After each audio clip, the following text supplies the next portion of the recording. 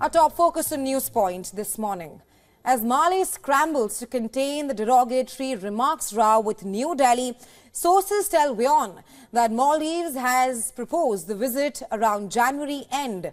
It was announced before the row. However, uncertainties now prevail over Maldivian President Muizzu's proposed India visit, which is scheduled to take place later this month. It all started after Muizzu came to power in October last year. He is known for his China leanings, moving away from the island nation's old ties with New Delhi. And breaking tradition, he skipped New Delhi as his first foreign visit and instead headed to Turkey.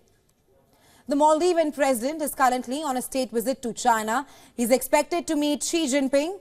Now, Beijing and Mali are also set to sign multiple bilateral agreements. But back home, Muizzu is trying to douse a diplomatic fire ignited by unwarranted remarks by his ministers.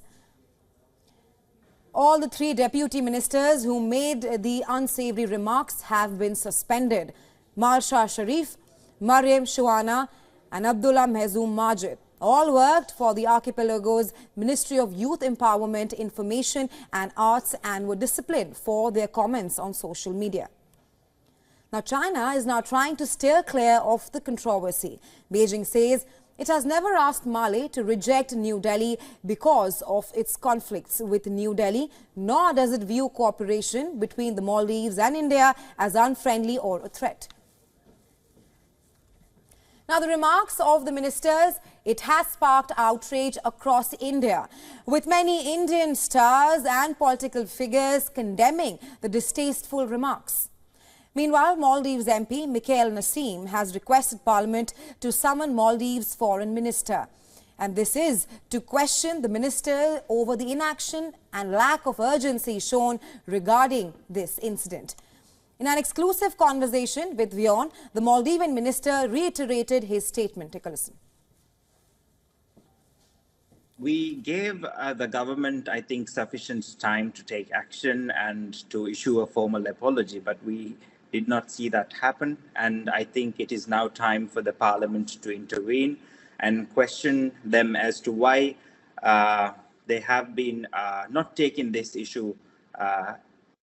as seriously as they should be, and what more is being done by the government to resolve the matter and bring a closure to this diplomatic row that is being created by some social media activists as well as senior officials of the current ruling party. Prominent political figures in Maldives have also condemned the comments of the ministers.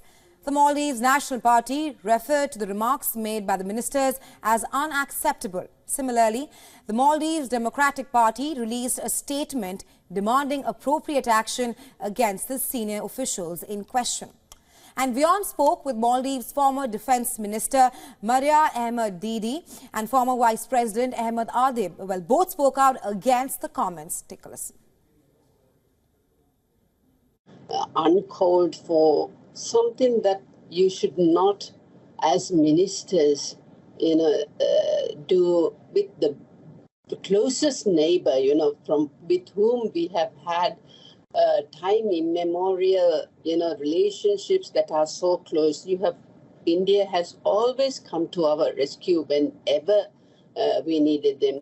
When you are in an elected position, you should not engage as an activist. So you have to be more responsible.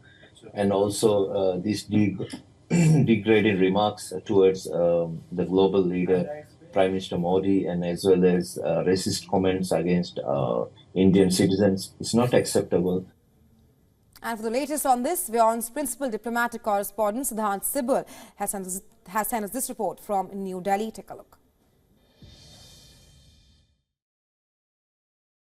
Maldives has proposed the visit of the Maldivian president to India. Now, we know that this proposal comes at a time when the relationship between India and Maldives haven't been doing very well. Now, there are three key aspects to it. One, of course, the Maldivian demand that Indian troops should leave. This, even as the Maldivian government has acknowledged the role of Indian assets in terms of humanitarian assistance. The second, of course, is the Maldivian government not renewing the hydrographic pact. The third is the ongoing derogatory remark incident where we saw the Maldivian government distancing itself from those comments and suspending these deputy ministers. But essentially the relationship is going down primarily because of the actions of the current Maldivian government, which came on a very anti-India plank, and it is highly unlikely that relationship will get improved in next few months.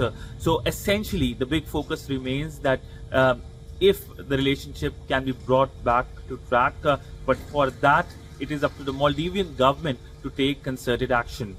Sudhan Sibul for WION in New Delhi.